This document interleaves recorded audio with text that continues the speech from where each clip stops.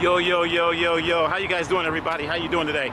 We out here right now testing out, once again, the 2006 camcorder from 2006. This is the Sony HDR S1, the first Sony hard drive camera. Read my lips, the first Sony hard drive. Not an SD hard drive, but a rotating hard drive that they put into the camcorder back in the day. So I'm keeping it real. This is the first camcorder that was made in 2006. This camcorder retailed for around 1,500 bucks. It was a lot of money back then. And I was like, I want it, but I'm not gonna get it because I can't afford it because I'm on a bro budget. And so now we finally got it. I got it like a couple years ago. I think I got it like in 2021 when I bought this camera. It might have been 2021, might have been in 2020. But I bought this camera from the thrift store, keeping it real. Shopgoodwill.com online. I was buying a lot of cameras back then online. This is during the time when I was at home all the time, and I was just getting cameras for whatever I could have got it for. I think I got it for probably about 50 bucks, but you can't beat that. It's in great shape. I haven't even cleaned the lens or nothing. I probably need to clean the lenses and stuff. I haven't cleaned the lenses. I haven't done anything. So we're just shooting with it raw, straight. The only thing I did was just charge it the battery because the battery was dead from having it over those years. So we're gonna take that. We have another one that's identical to it. We're gonna test out the audio. That's what we're doing today. We're gonna test out the audio. I don't have any microphone, so I'm just speaking right into the camera right now. It's a little windy out here today, but not too much, so I'm not gonna worry about that. I'm not gonna worry about a microphone with a windscreen and all that kind of stuff. But we are gonna use, back in the day, let me tell you what I would have been using.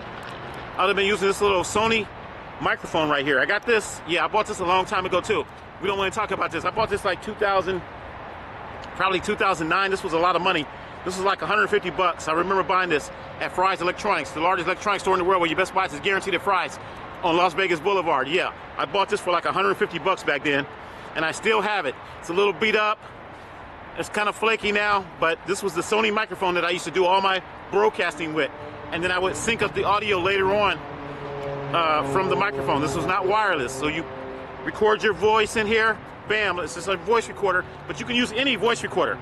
But I liked the Sony microphone at the time, and I was like, you know what? Tony, the one and only, you know what I'm saying? And I don't know if I had any Sony cameras back then. I think I had, matter of fact, I had my Sanyo camera. I think I showed you guys that. I do got a couple vloggy cameras that I brought out, like these little cheap vloggy cameras. These were pretty cheap back then. These were like 150 bucks. This is a Sony vloggy. The only thing with this camera right here, you can't plug a microphone into it, okay? Which is no big deal, because if you're using something like a voice recorder, you could always sync it up in post-production later on, and that's what I used to do all the time. So it doesn't matter about, you know, how advanced your camera is. Now this camera has a microphone input on it, and we're gonna try that out in a little bit.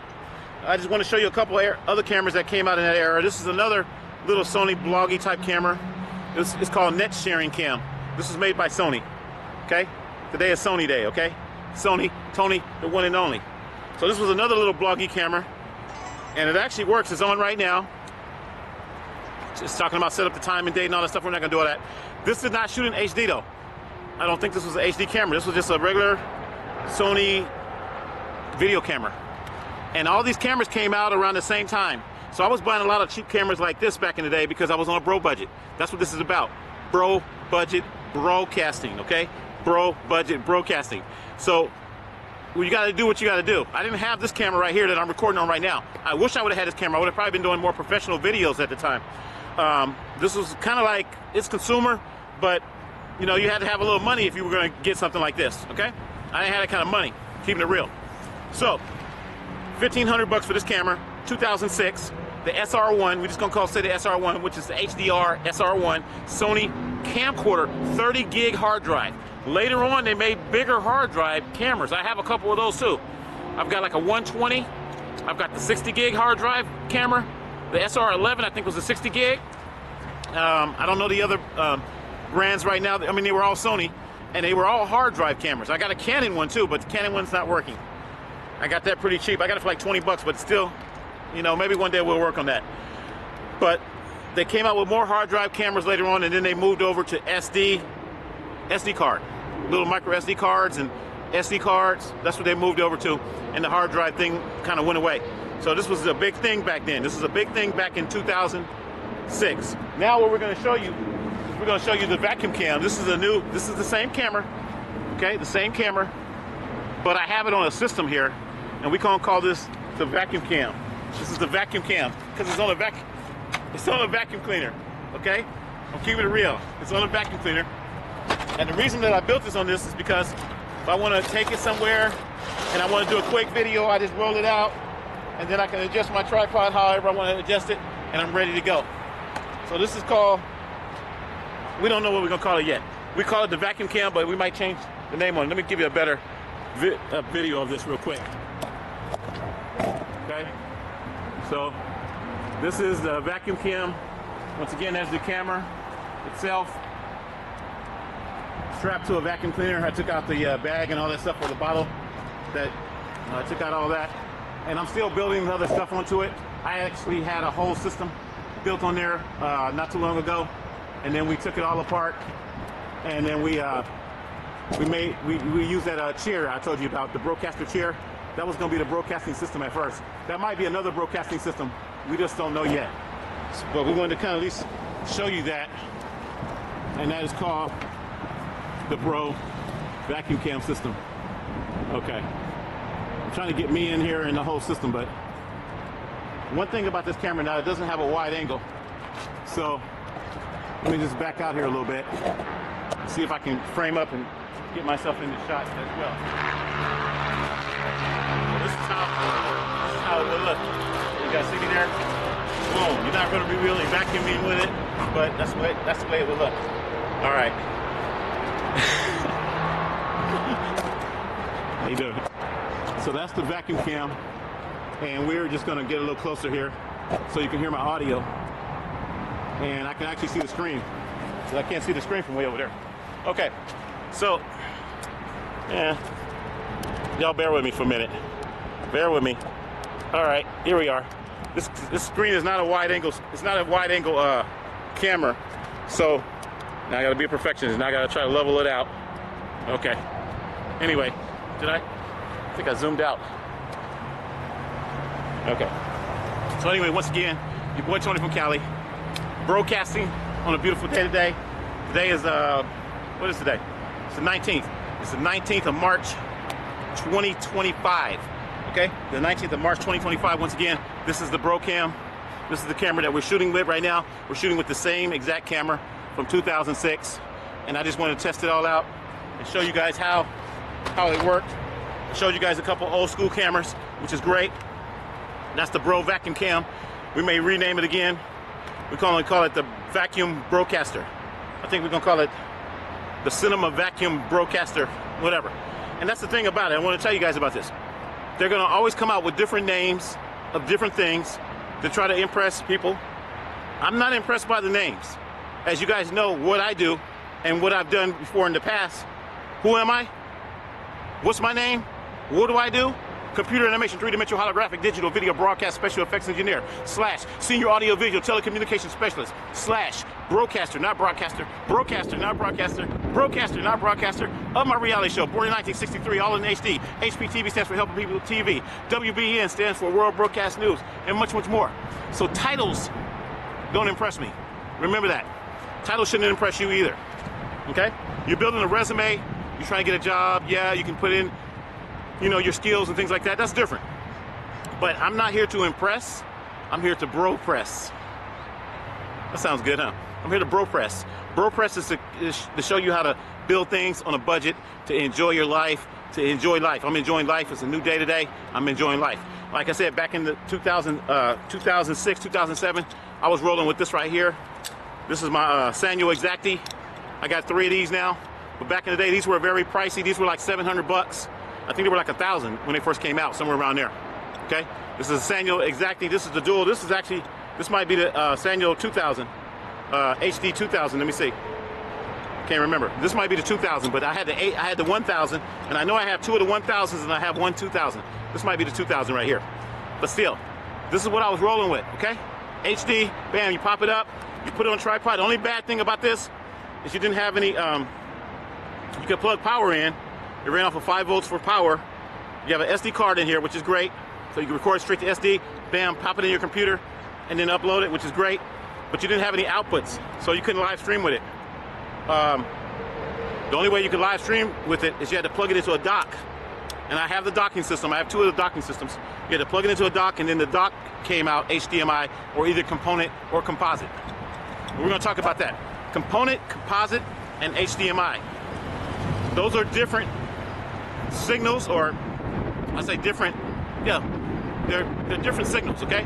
Composite is a very, very low signal. It's the first original RCAs, the RCAs that plug into the back of your VCR, that plug in the back of your from your VCR to your TV. That's composite.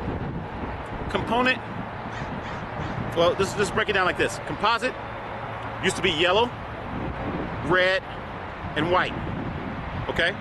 When you plug in the back of your TV, that's composite. Very, very low quality signal. Back in the day, back in the 80s, everybody had composite. Remember, yellow was the video, and red and white was the audio. Okay, if you ever remember those connectors, I'm breaking it down for the people that don't know what I'm talking about. Composite signal, but they didn't call it composite. A lot of people just say, I need some RCAs, man. I need some RCAs to go hook up to my VCR. Composite, that's the real name. Okay.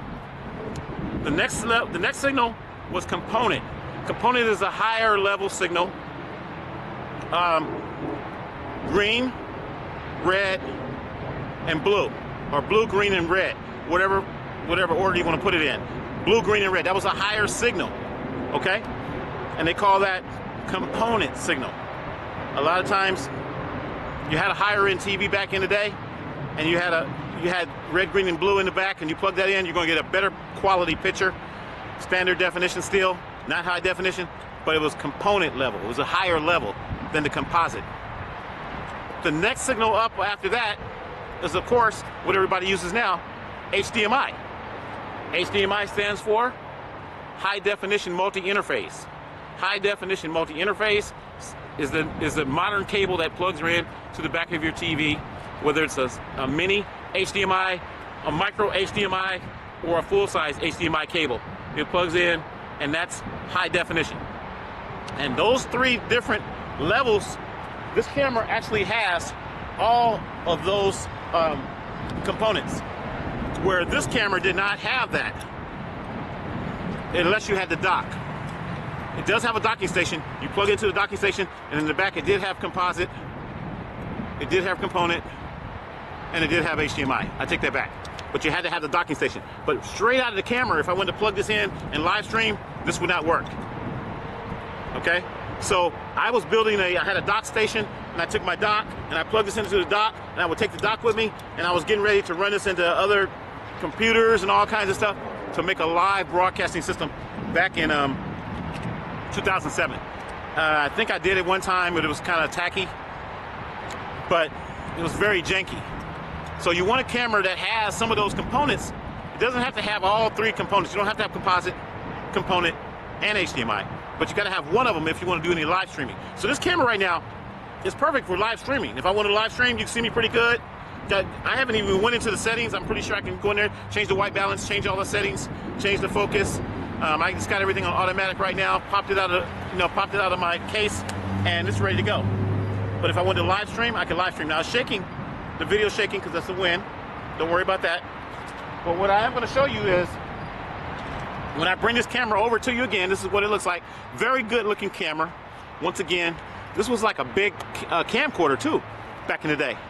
And like I said, 1,500 bucks. You walk in, 1,500 bucks. That's what they was telling me back in the day. You open it up here, and you have a little button here, and you open that up, and what it does, you see, it slides open the door. They don't make cameras like this no more. Slides open the door. You have HDMI. You have component. It even has FireWire, I think, too. Yeah, the first one was composite. The second one is component, and then you got HDMI. The big slot is HDMI. The one in the middle is component, and then you got your AV out. They call it AV out, and that's going to be your composite. Okay.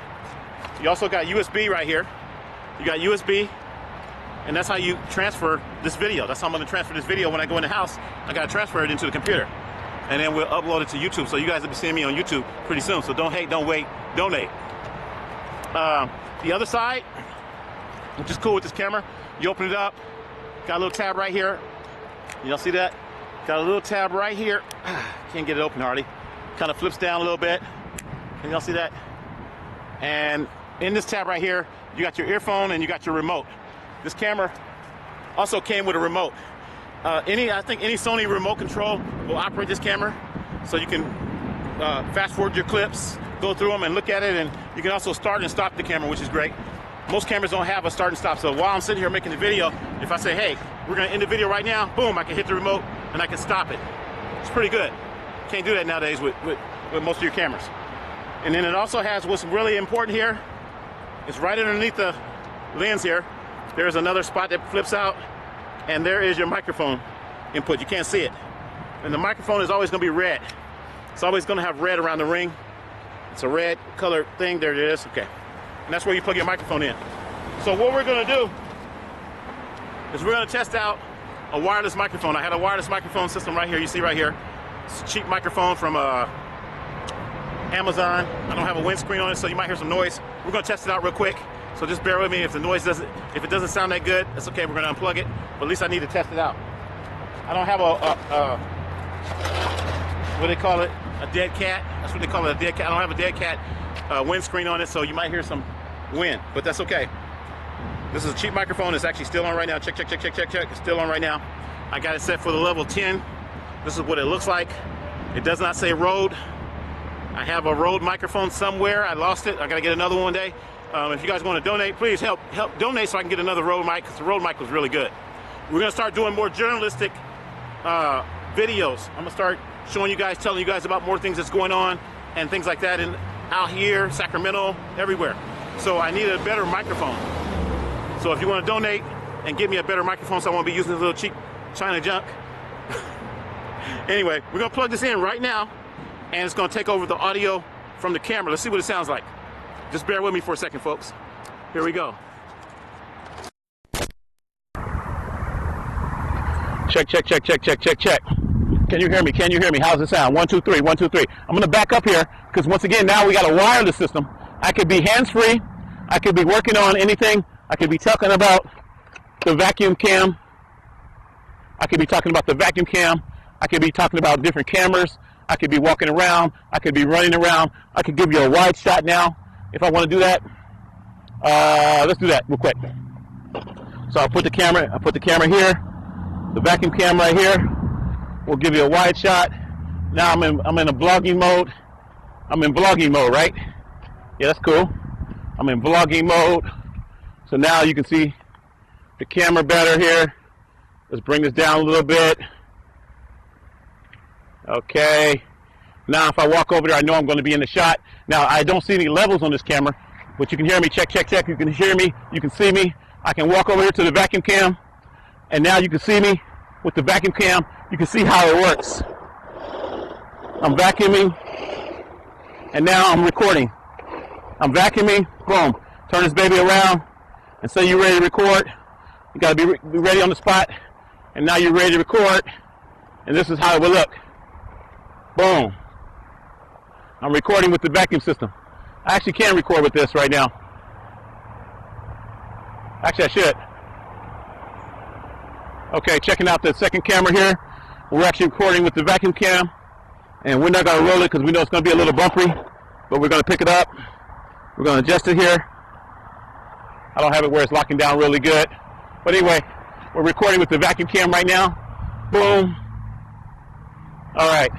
So that just gives you an idea of how that works. Can you guys hear me? Hopefully you can still hear me. Now we got the vacuum cam up here, and we are once again recording in HD. Now remember, we're recording in HD with another camera exactly like the one we have. We got 2 cameras set up. I might get a third one of these. And that's the reason that I decided to get these, because say I'm doing a 3-camera shoot. We're going to turn this off now. Recording with the vacuum camera. Let's zoom in on that camera. Yeah, I can see myself in that camera. And I think that's it. And we're going to cut it off. Okay, this is good. It's got a good picture on it too. It's got a big screen too. It's like a 3-inch screen on these cameras, which is kind of big for that day. You know, most of your cameras, you might have like a 2.5-inch screen. It's got a 3-inch screen on it, so it's a pretty large screen. And I think it's a great deal. Put up here a little closer now. Now that we got where's the light coming in here? I'm gonna change my perspective here. Always working on things here. Y'all just bear with me. Okay. change my perspective here a little bit. And yeah, so we've been recording right now. See how long it's been recording here. 20 minutes. It looks like 20 minutes. So it's going to probably be a 2-clip video. It's going to probably put it into. I'm not sure how it's going to put the clips on this particular camera right now, but we've been recording for 20 minutes onto a hard drive from 2006, folks. And that's what I tell you. It doesn't matter about what you have. It's about using what you have and taking it to the next level. So that's the microphone test right now. I'm sure you heard my voice. We're going to take that microphone and we're going to go back to the original microphone because I don't think this microphone sounds that great. So we're going to unplug it and see how it sounds. Now we're unplugging the microphone, and you can see this is the transceiver right here. We're unplugging it, and now this is the regular microphone. Does it sound better? It probably does. I don't know. But anyway, once again, that's our test for today. I'm broadcasting, and I'm broadcasting with old equipment, old retro vintage equipment from 2006. Most people use their cell phone nowadays, and that's fine. If you want to use your cell phone, I use my cell phone. It's in the house right now. I use the Motorola G. That's what I'm using right now. Before that, I was using an LG phone. Before that, I had a lot of different phones, okay? So whatever you have, just use whatever you have. But like I said, for my purposes, I'm going back in time, and I'm kind of reminiscing, and I'm looking at cameras that I always wanted, cameras that I thought that were very pricey back in those days, and I'm like, you know what? Can I have something like this? Can I still film with the 2006 camera in high definition? Sure. Okay. So that's what this is all about. Broadcasting, just having something to do. We're going to hook this up to our TriCaster. We got a TriCaster from 2005. Okay. We got a couple TriCasters, and we're keeping it real. I didn't talk about the TriCasters yet. I don't think on the other video, but I've got the TriCaster from 2005, the original TriCaster that came out in 2005 at the NAB show in Las Vegas. Yeah, I know I talk fast. I got the original TriCaster, and that was like $5,000. It was a lot of money back then. No, on Bro Budget Day, we don't pay $5,000. I picked that one up for like $100, and then they charged me a little bit for shipping. I'm keeping it real. I'll probably post that one day. It's on eBay. But I picked that up for like $100, and that's a TriCaster that costs $5,000. Read my big broadcasting lips, okay? $5,000 back in 2005. I said, no way. I went to the convention. I was a little upset at the time, to be honest with you. When I went to the convention, I was like, man, I want some of this stuff, man. Everything is $10,000, $5,000, $20,000, $100,000. Everything was just so expensive. And I was like, man, what am I going to do? Because I wanted to broadcast. And that's where the name Broadcaster came from. TriCaster. I told you guys the history, but now you know again. TriCaster came from Broadcaster. The Video Toaster was the first one. And I didn't have a name back then, but I was still a broadcaster. The Video Toaster was the first computer that allowed us to put video in and do all the effects and all the things that I always wanted to do. Television, graphics, you name it. The Video Toaster, the Amiga Video Toaster from 1990. Actually, I think it was 1988. Came out in 1988 is when they created it, but it didn't come out to like 1990. Okay, the Video Toaster, and I had one a long time ago, and you know, later on as years went by, I wasn't using it anymore, and ended up being in my mom's garage, and my mom sold it in a yard sale. So somebody out there has it. If you have my Video Toaster, I want it back. Somebody bought the Video Toaster. It was in my mom's garage when I moved to Vegas, and she must have sold it. And I ended up building it into like a tower unit because I was trying to make it look more modern. I used to build computers back in the day, keeping it real. I used to build computers, okay? Worked for Hewlett Packard, Packard Bell, Apple. I worked for a lot of companies, and I used to build computers from scratch. Me and my boys used to go over there to Greg Turner. You guys know Greg Turner? Yeah. We used to go over to Fry's Electronics, the largest electronics store in the world where you buy your best buys at Fry's. We used to go to Fry's, we used to buy the cases, just the tower cases, and we used to build the computers from scratch. Motherboards, everything. Motherboards, processors, everything. So, yeah. Anyway, I know I got sidetracked. But what I'm going back to is that computer technology, integrating it with cameras, that was all new back then. The toaster was the beginning for me. For any other there was capture cards they had. They had these cards that you put in your computer and you could take pictures.